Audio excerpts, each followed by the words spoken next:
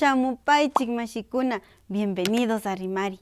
Vamos a seguir aprendiendo más expresiones en quichua para practicarlos día a día y así fortalecer nuestro runa shimi. En esta ocasión vamos a conocer a Yapam y Yapami. Yapam, Yapami.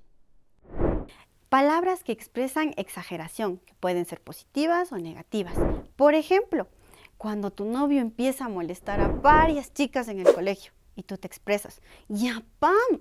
Es demasiado, es el colmo. Amani, amani. Una palabra que se utiliza para expresar que algo es increíble o te genera dudas. Por ejemplo, mi amigo me cuenta que se hizo la vasectomía.